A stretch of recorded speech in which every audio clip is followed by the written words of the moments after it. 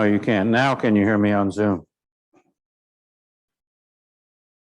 Yes, good. Thank you. Yeah. Not yet.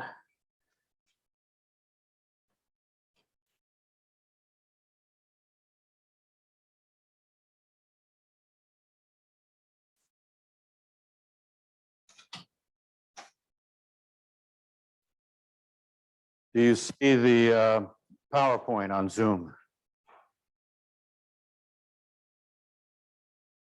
Yes, all good. Thank you. Let's go full screen on this. And we're about ready to start. Okay. Let's see if I can write.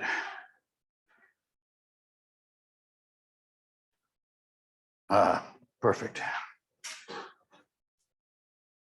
So I'll wait until the clock back there says 9:35.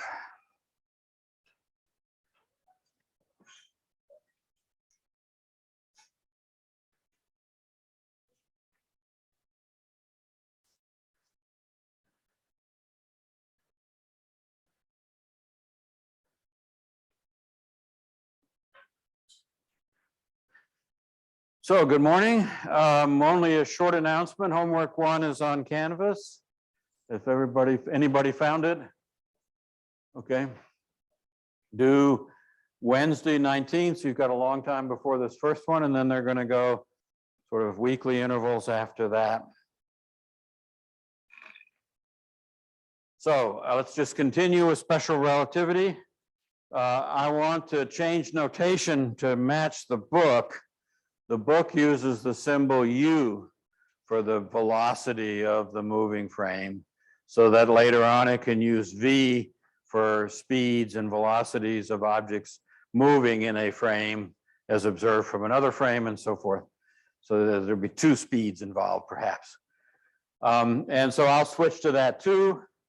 And so I just have to write the equation for time dilation. Just as a reminder, I was going to write that anyway.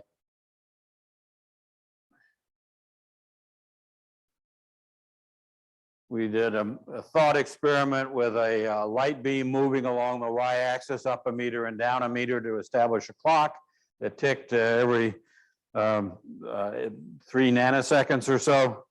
And we found that the moving clock ran slower than the fixed clock because the light had to travel a bit farther in the fixed frame, because as the light left the flasher, it moved out, but the mirror moved to the right.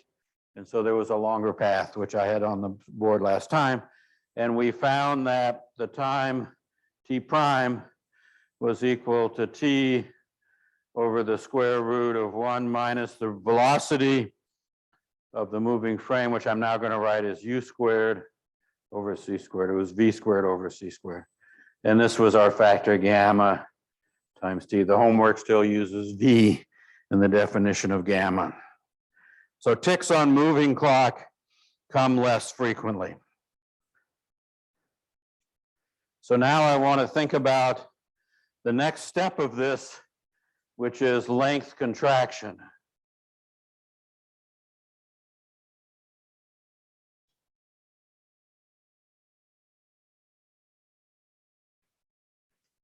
What I want to do is to compare lengths of meter sticks, and then I'll compare them to make sure they're identical, and then I'm going to take one of them and move it at speed u along the x-axis.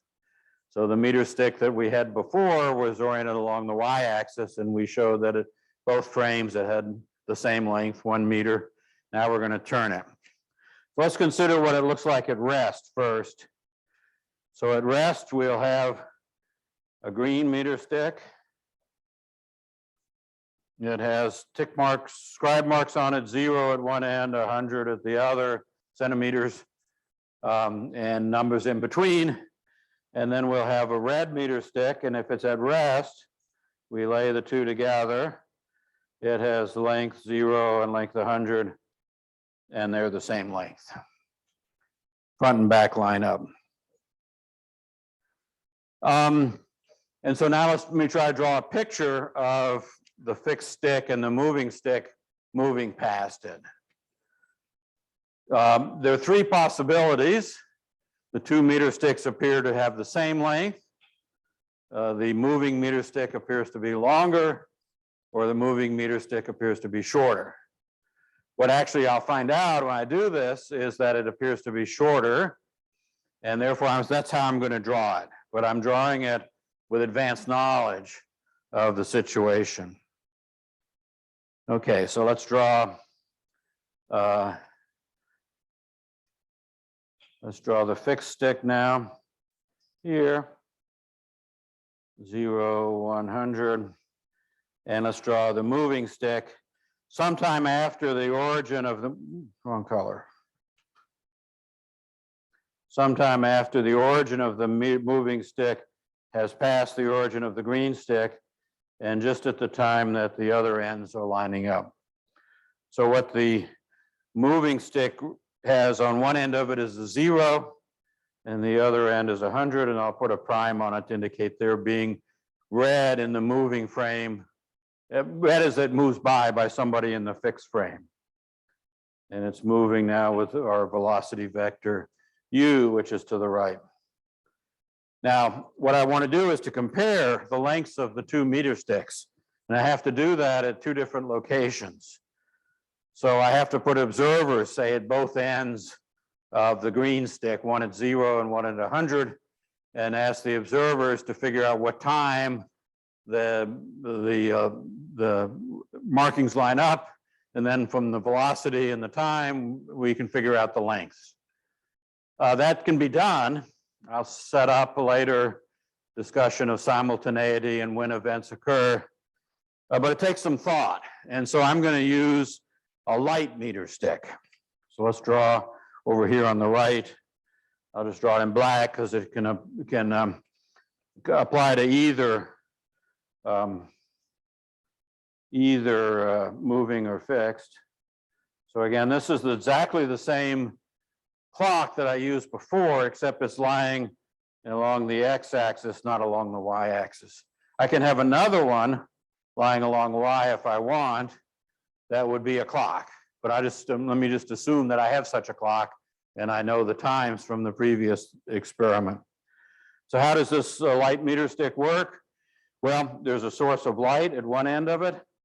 There's a mirror here. The light flashes for a very short time, goes out, light spot hits the mirror, comes back.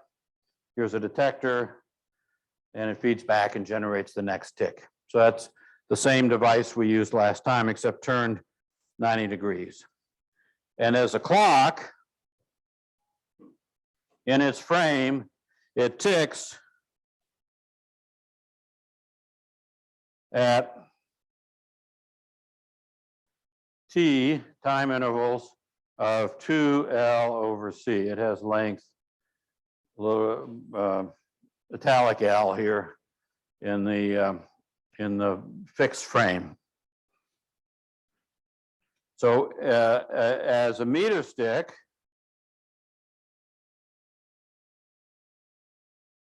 let's have another clock which measures the time it takes, and then the length, just changing this equation, is 1/2 CT. So the same algebra gives you the same equation. So if I can measure the time that the ticks occur at, I measure the length. And I'll measure the time with my clock. I might as well draw the second clock that runs up this way. Has a mirror on it. Let's see, I can use, right now doesn't matter. I'll flash it in red and have a receiver in red. So this will be moving along with it. Everything happens here, so all observers agree what's happening at this common location at the origin.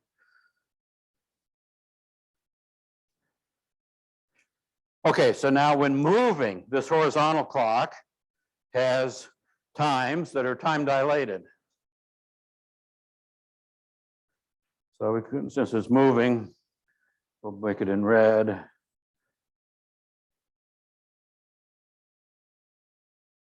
So the ticks, when it's moving, that the observer in the fixed frame measures have 2L over C times this factor gamma, which is 1 over the square root of 1 minus u squared over c squared. So that's the same as gamma times t.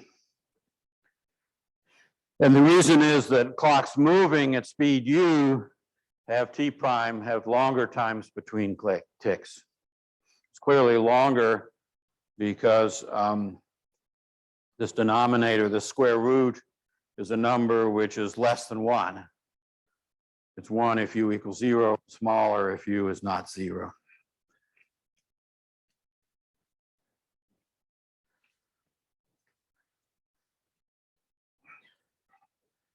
Okay, so I'm going to say that the moving stick, this horizontally moving stick, has a time equals t over the square root of 1 minus u squared over c squared. And we'll use these times to measure its length. So let's make 3 snapshots to indicate what the observer, the green observer, sees as the stick comes by. So we'll start here. It has some length L prime, which is what we want to calculate. It has L if it stops moving, but it has L prime when it's moving. And this first picture will flash the light. And we'll put a mirror at the other end so the light comes back. It's moving at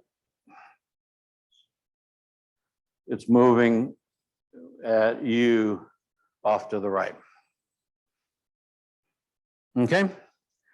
So the light moves, of course, at what speed? Speed of light, c. And so as time goes on, the light flash, the photons run up towards this mirror, and at some point they hit the mirror, and we still have a meter stick of length L prime attached to the mirror. Wow, I've made it go a little too, let's just make it longer.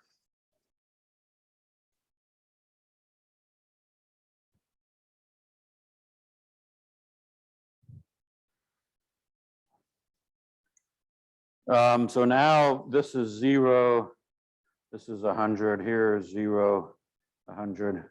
And then the next time interval I want to look at, next event, is it's moved further, the light is returned to the receiver and is generating the next tick. So here is the receiver, the light flash hits it, generates the next tick. Still has 0, 100 on it. Still has a mirror on it too, but.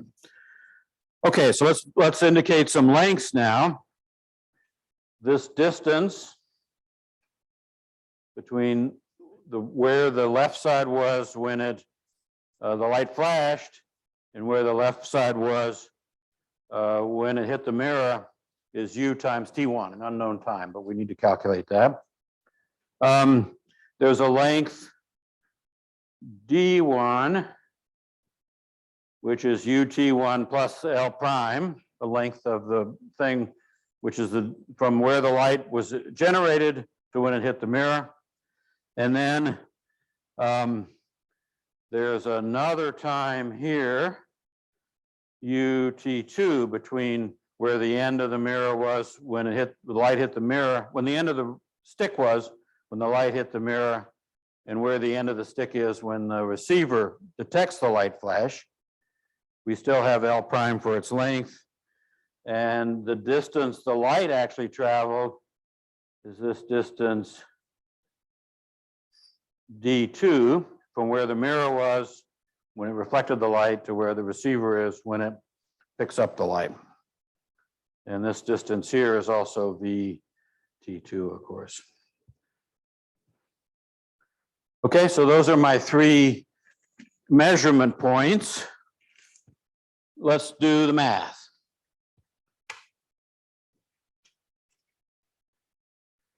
So the time going out is C times T1. That's the time it took till the light flash reached this position. And that's equal to D1, of course. And D1 is equal to L prime, the length of the meter stick in the moving frame, plus U T1 prime. Oops, and that's T1 prime. Okay, the clock that we're looking at is moving along with this, so we're measuring times in the fixed frame of events in the moving frame.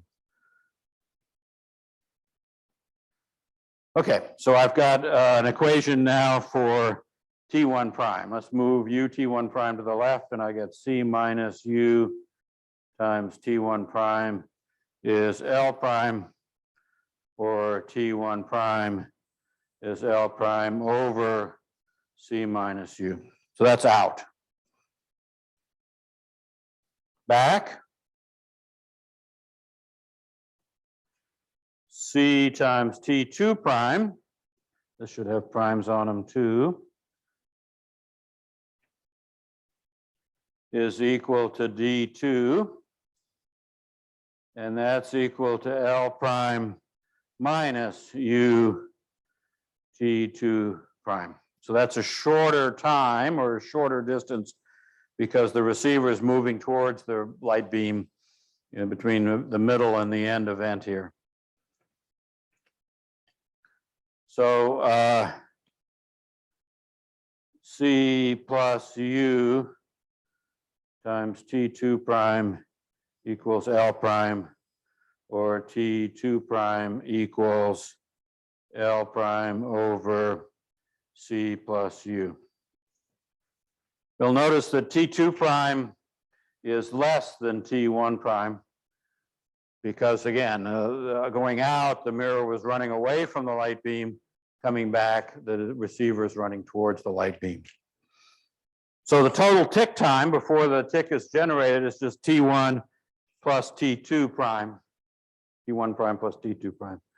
So T prime equals T1 prime plus T2 prime. That's equal to L prime over C minus U plus L prime over C plus U.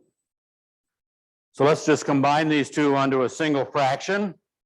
So let's do a little side calculation. C minus U times C plus U equals C squared minus U squared. Right, so when the cross terms cancel out. So that'll be what's in the denominator when I multiply the first term by C plus U and the second term by C minus U. So we'll get L prime C plus U plus L prime C minus U divided by C squared minus U squared. See, the plus U and the minus U cancel. I can use blue and I can cancel L prime times U and minus L prime times U cancel. And so I get 2 L prime times C over C squared minus U squared.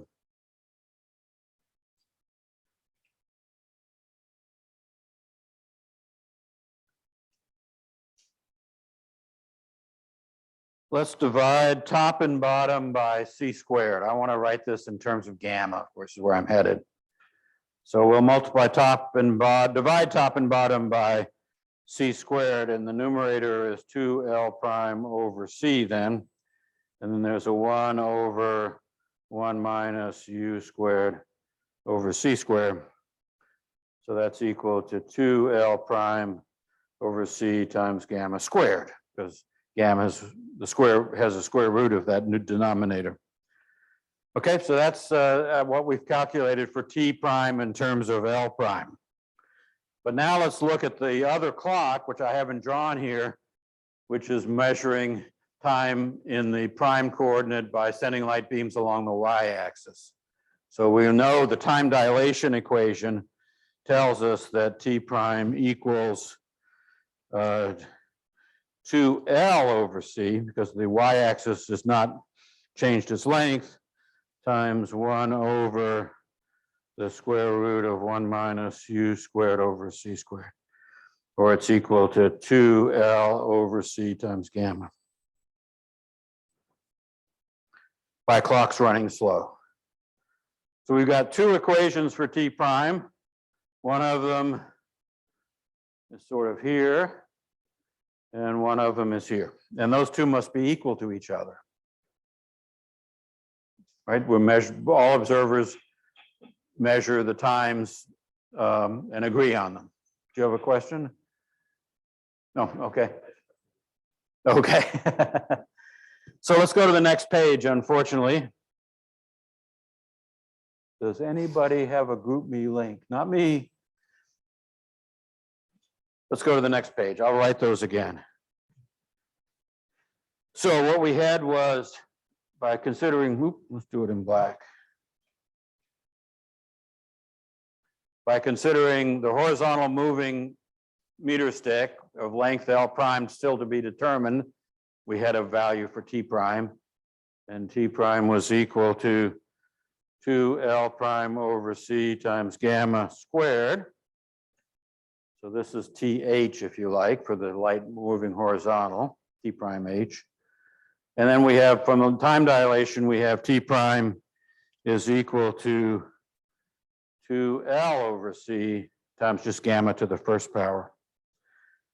So those must be equal to each other. So that says that 2L prime over c times gamma squared equals 2L over c times gamma. Okay, I can do some cancellations. 2's cancel on both sides, c's cancel on both sides. One factor of gamma cancels on both sides. And so I find that L prime equals L over gamma, or L times the square root of 1 minus u squared over c squared. That's 1 over gamma. So L prime is L times a number which is less than 1. 1 minus u squared over c squared is less than 1, and the square root is also less than 1. So that L prime is less than L. Moving sticks get shorter.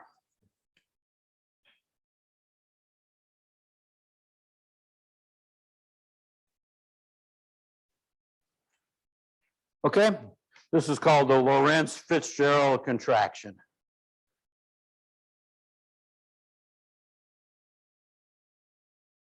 I don't know why they got it. They probably FITZ.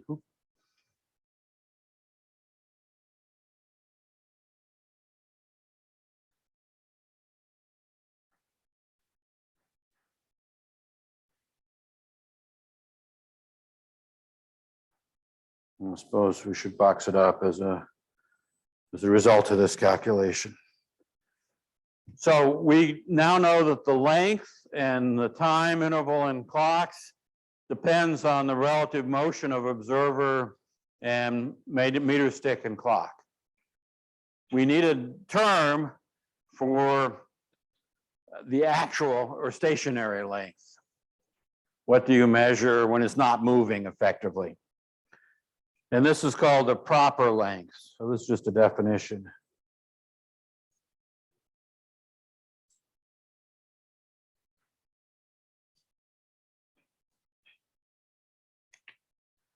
Length of the stick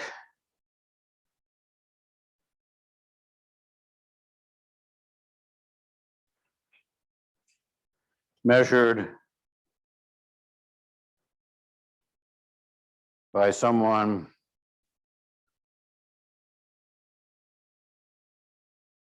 at rest with respect to WRT, the stick. So when you hold the stick in your hand and you take another meter stick in your hand and you put them together, you measure the length of the stick. And that's the proper length. Proper time, it's called L0 then for proper length. And then there's a T0, a proper time.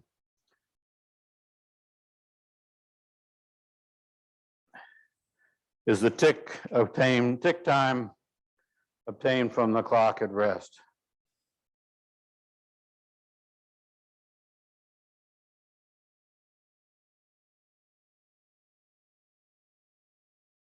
Clock at rest.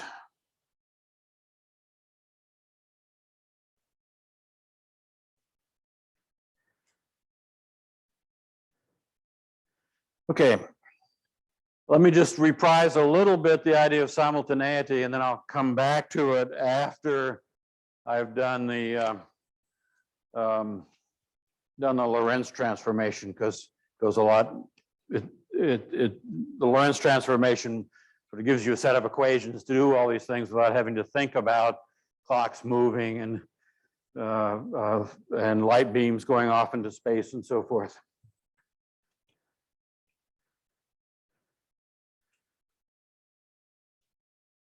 Simultaneous events.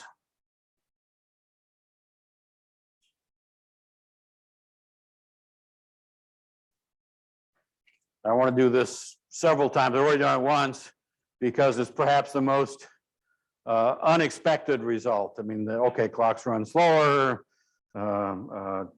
meter sticks get shorter, but you would think that if you think things happen at the same time, everybody would think things happen at the same time. But things that happen at the same time in one frame happen at different times, in fact, at other frames, unless they're happening at exactly the same location. So our standard picture of this is the green and red boxcar. So you're closed up in the boxcar right in the middle.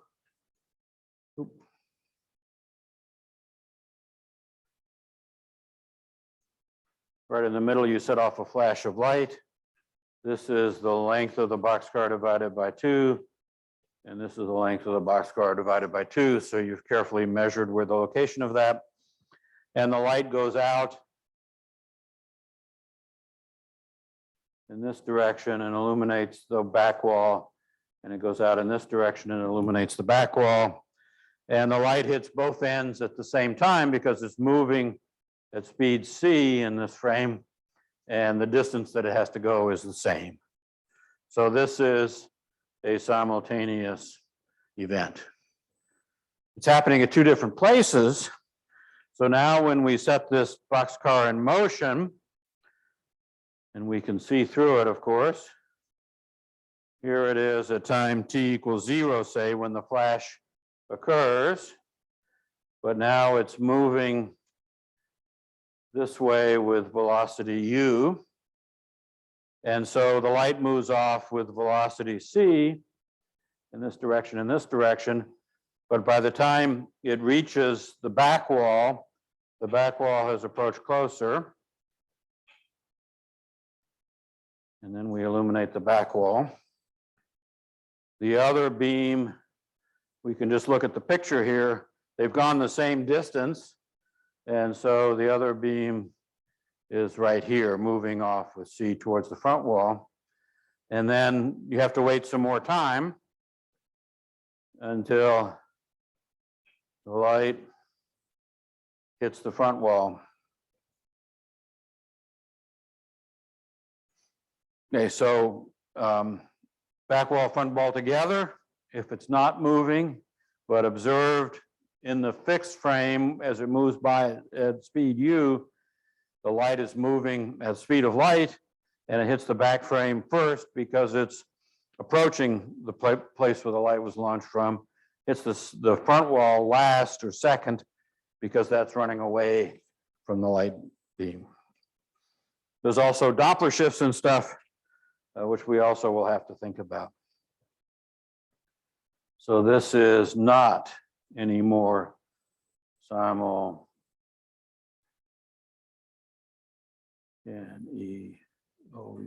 not simultaneous.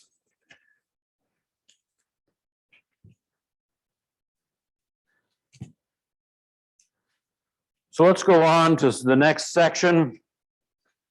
This is 2.5, the Lorentz transformation.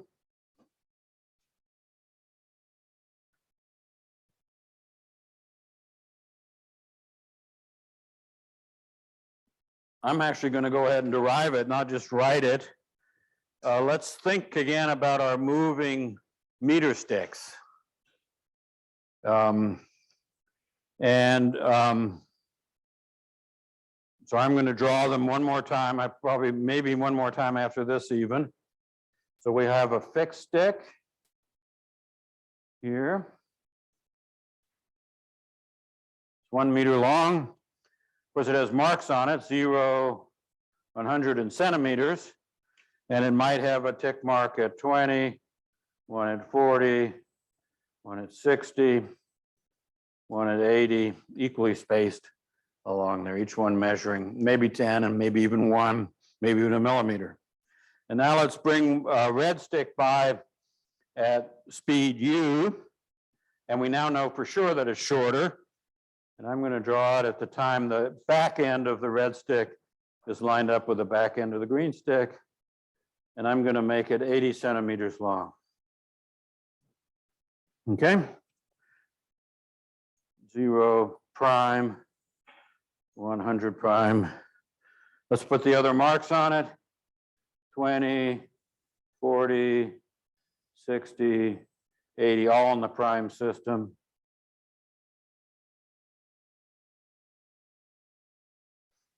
Okay. And it's moving with speed u. Suppose, what do we read as the location of the primed marks as it goes by at time t equals 0? Let's just suppose we know that L in the prime system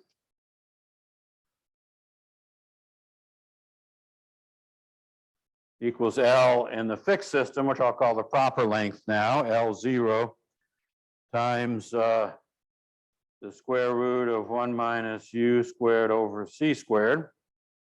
And we set that to be 8/10 of a meter. So this is L0 times 0.8. Okay. What does that mean? That means that the square root of 1 minus u squared over c squared is 0.8, okay? That's the length, because if u were 0, L prime would equal L naught. 1 over our friend gamma, 1 over the square root of 1 minus u squared over c squared is 1 over 0.8, 1.25.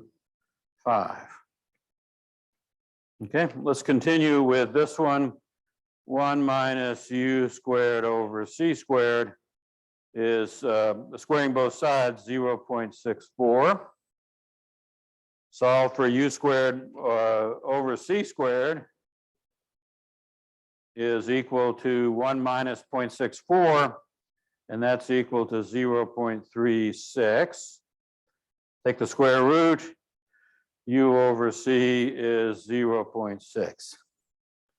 So u is 60% of c. So this is a combination that you see a lot just because the math is so easy. You can do it in your head to have a speed of 6/10 of the speed of light. The length contraction is 0.8 and gamma is 1.25.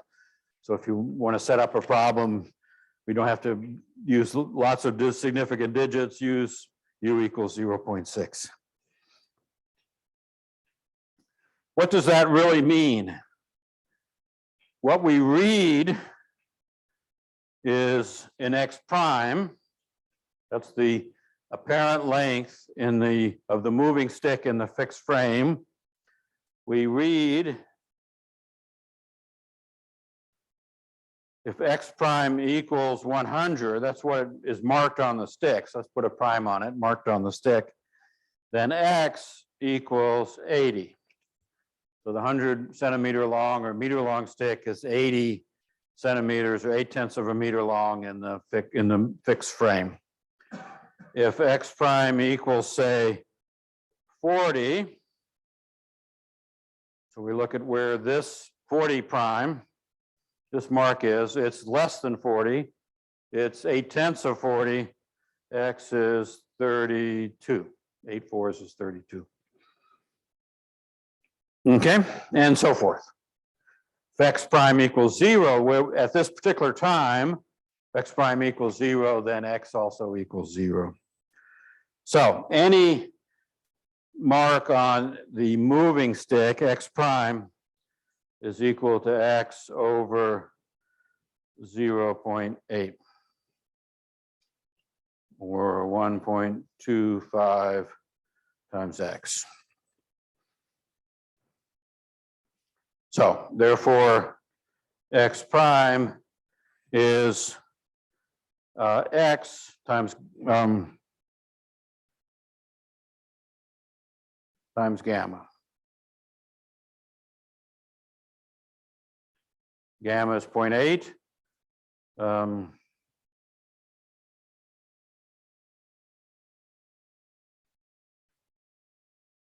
So now let's ask what happens at, this is at time t equals 0. What happens at other times?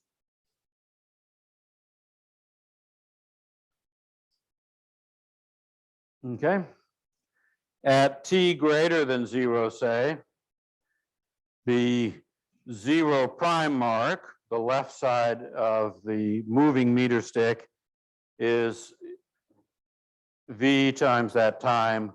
No, I'm sorry, u times that time. To the right.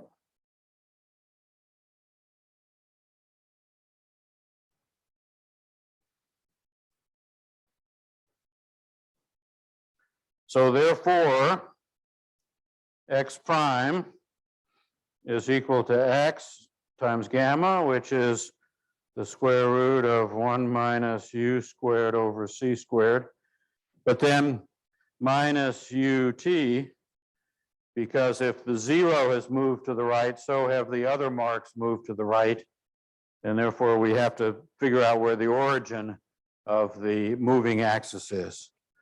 So what I'm headed up to now is to look at this sort of an equation rather than going through the calculations of lengths. We're going to look at the transformation of coordinates from primed to unprimed and back. This is Lorentz transformation. One way to think about it is that I replace the meter stick now with an x-axis, which has marks on it, of course. You have to, if you're going to specify where something is in a coordinate system, you have to put tick marks on it, and these are the tick marks. And we'll do the same thing with x prime. But x prime, of course, is moving to the right with speed u. And there's a y prime and a y and a z prime and a z. But we know that the meter stick oriented perpendicular to the motion doesn't change length. So we already know the transformation y prime equals y and z prime equals z.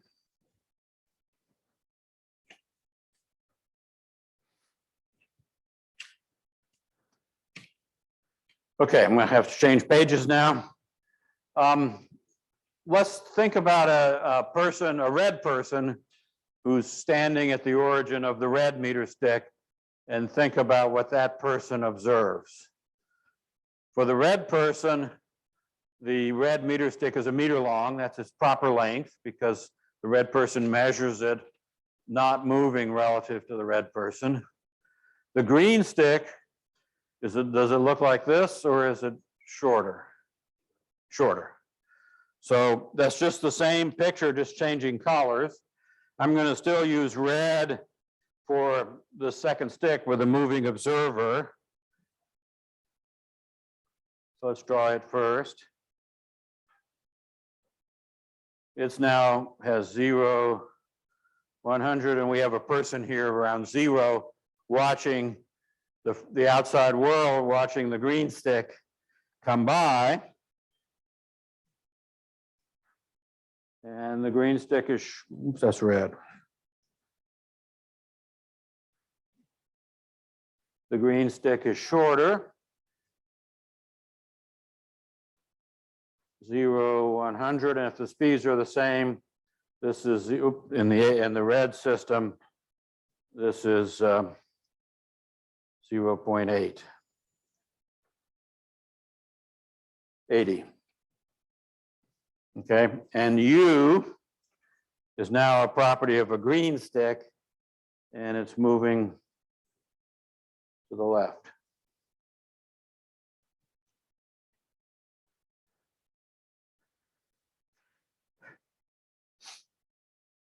Okay, so the coordinates on the green stick as measured by the red observer would say X, a green coordinate, is equal to gamma times X prime minus U T prime. Because the red X-axis is going that way. This is X. The velocity is negative then in the frame of the red observer, the velocity of the green stick. So it just gets that minus sign. So this, let's not try to be fancy with colors here. So this is just X prime plus U T prime over the square root of 1 minus U squared over C squared. So this is the transformation to X from X prime measurements of lengths in the red system and times in the red system. And it looks just like the previous X, except that the velocity is negative. So the prime is and unprimed is just your choice about which one to call primed and unprimed.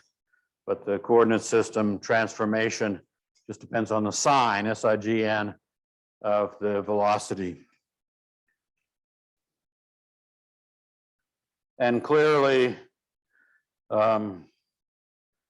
y equals y prime and z equals z prime. What about time?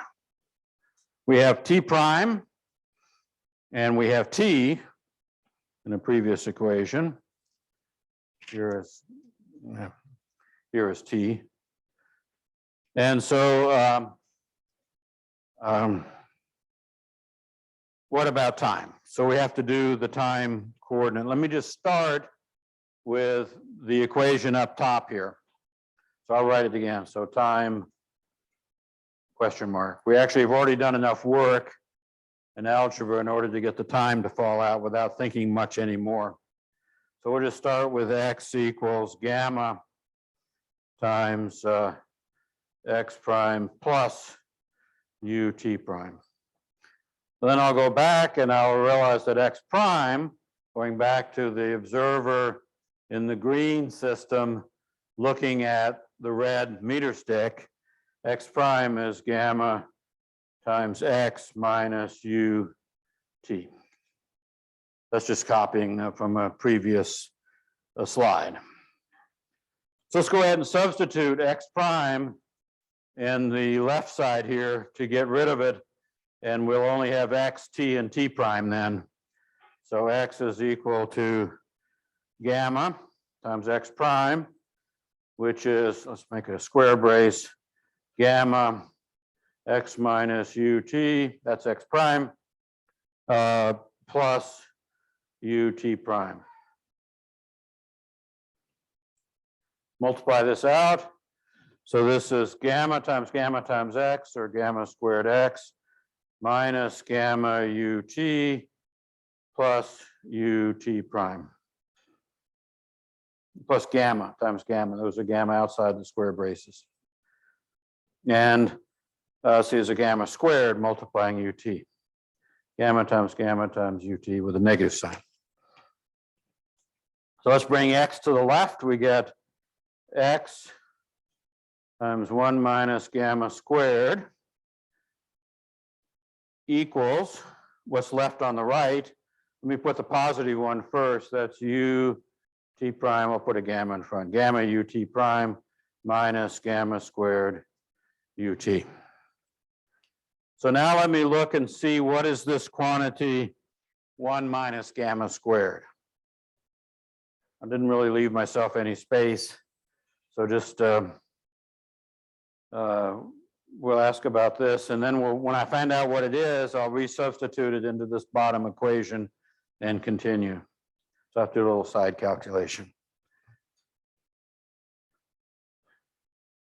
So what is 1 minus gamma squared? 1 minus gamma squared is, of course, 1 minus gamma quantity squared, which is 1 over the square root, goes away when I square it, 1 minus u squared over c squared. So that's 1 minus gamma squared.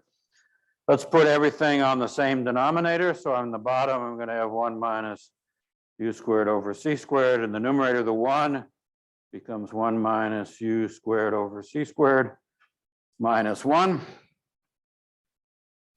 Okay, so 1 minus 1 is 0. I don't want to lose the minus sign there.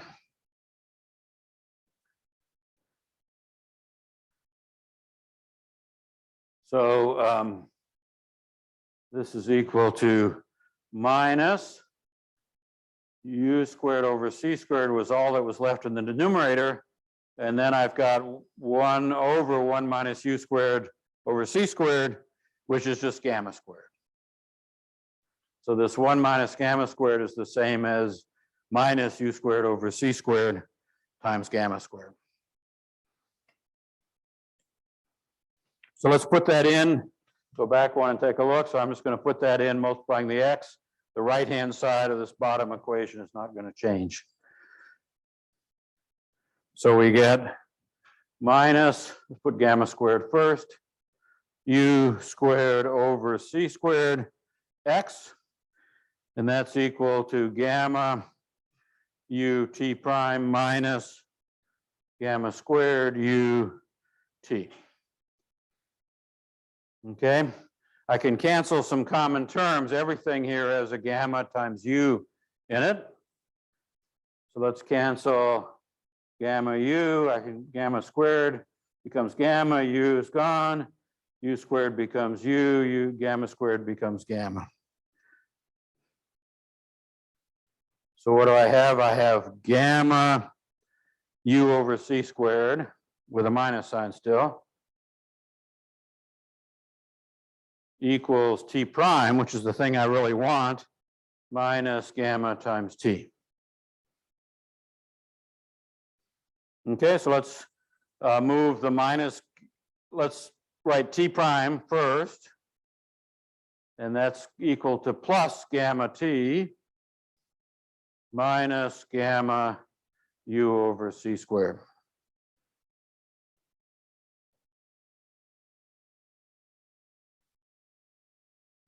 And so that's equal to gamma times t minus u over c squared, or equal to t minus, oops, I lost an x. Where did I lose my x? I left my x off here.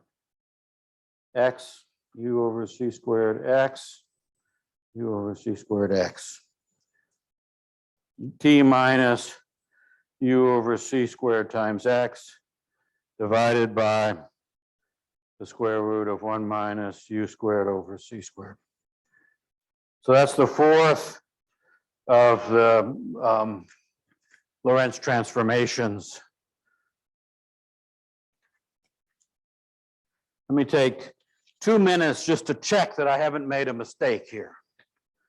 So what I want to do is to go back and check that x equals x is what I'm going to try to check. So let's write x from the Lorentz transformation as gamma x prime plus ut prime. And then I'm going to say that x prime equals gamma times x minus ut. So I'll substitute that. And we're going to write that t prime is equal to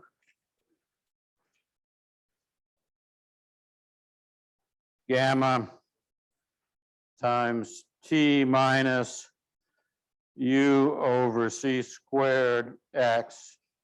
And I'm going to substitute both of those into the X equation.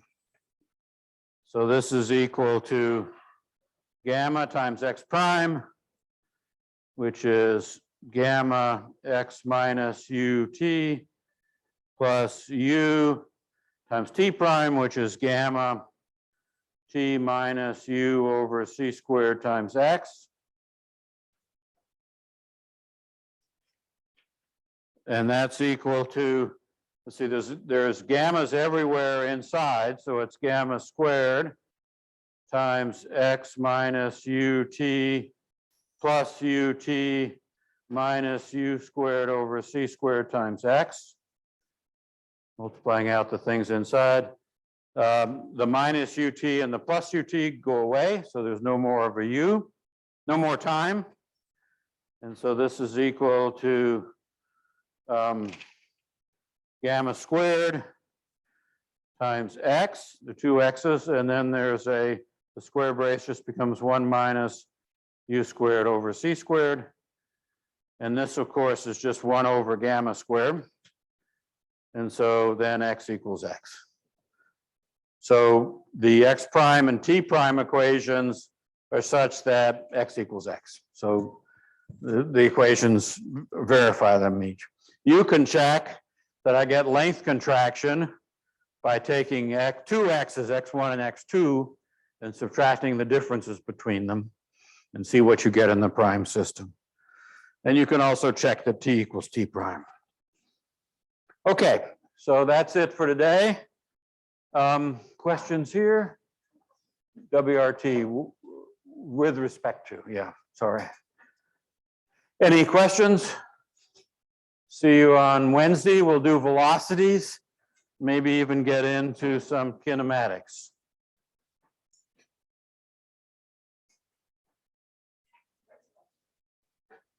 Okay, see everybody on Zoom.